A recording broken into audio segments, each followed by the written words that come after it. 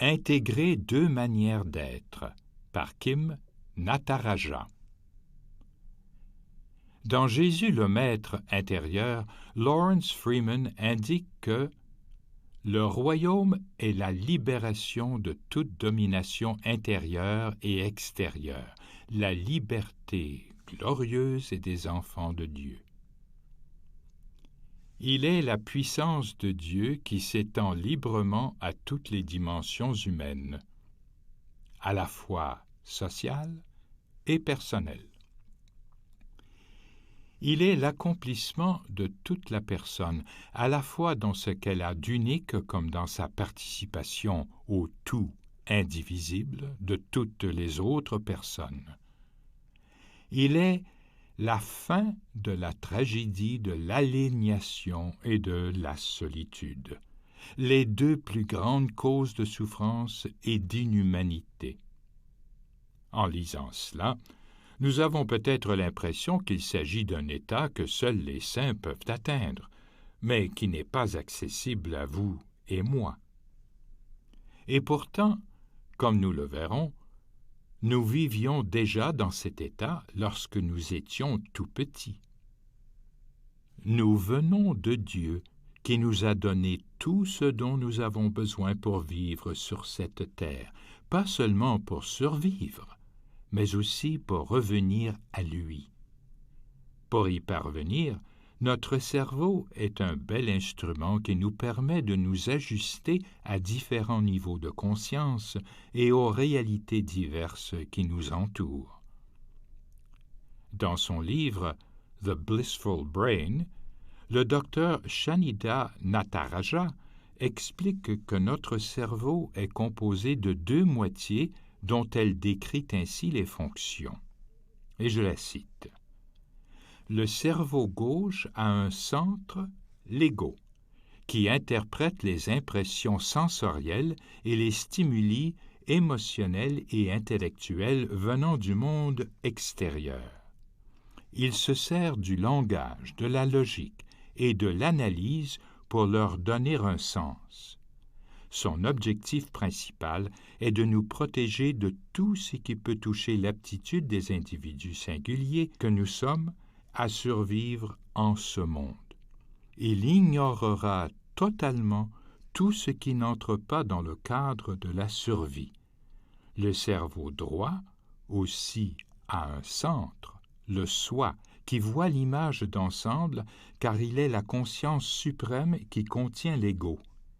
Il voit l'individu dans son ensemble, en interrelation complète, englobant l'ensemble de l'humanité et de la création, et Dieu qui embrasse tout cela. Le cerveau droit a également des sens, les sens extérieurs de l'intuition et de l'imagination créatrice. Par sa vision globale, qui inclut les émotions, il complète l'image dépeinte par l'ego en y ajoutant l'empathie, la compassion, le souci de la survie des autres et de la création. Il est la source de notre être spirituel et de notre lien avec Dieu. Fin de la citation. Les recherches neuroscientifiques sur les ondes cérébrales ont prouvé que nous avons la capacité innée de revenir nous relier à notre source.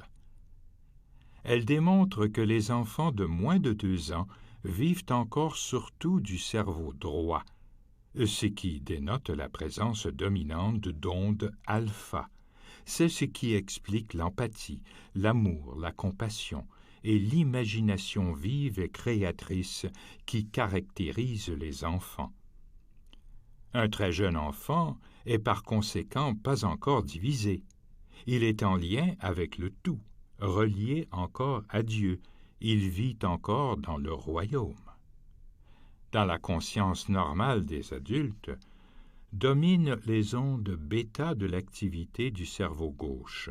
Nous en faisons tous l'expérience par le tourbillon incessant de pensées qui occupe notre esprit. Le basculement du regard sur le monde du cerveau droit vers celui du cerveau gauche se produit progressivement entre les âges de 2 et 5 ans. À partir de là, la société et l'éducation mettent l'accent sur le mode du cerveau gauche et pas sur celui du cerveau droit. Le lien entre les deux n'est pas cependant jamais coupé, seulement plus ou moins déconnecté. Il nous est possible d'y revenir, puisque cela fait partie de la nature humaine que Dieu nous a donnée. C'est même ce que Jésus nous encourage à faire. Si vous ne changez pas pour devenir comme les enfants, vous n'entrerez pas dans le royaume des cieux. Matthieu, chapitre 18, verset 3. Chanida met également en évidence le rôle que joue la médiation dans cette réouverture à notre conscience plus large. Par l'attention aiguë portée au mantra, la méditation nous fait basculer du mode du cerveau gauche vers celui du cerveau droit. Pour certains d'entre nous, ce passage s'est plus ou moins rouillé avec le temps, mais l'accès reste facile pour les enfants. C'est pourquoi ils s'adaptent à la méditation comme des poissons dans l'eau. Bien sûr, nous devons continuer à pouvoir assurer notre survie et celle des autres. Nous avons besoin des deux côtés de notre cerveau, même s'ils sont différents. Ils sont tout à fait complémentaires.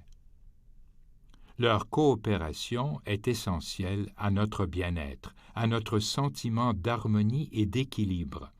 Cela donne plus de sens à notre vie, ce qui nous manque souvent cruellement quand nous vivons entièrement de notre cerveau gauche.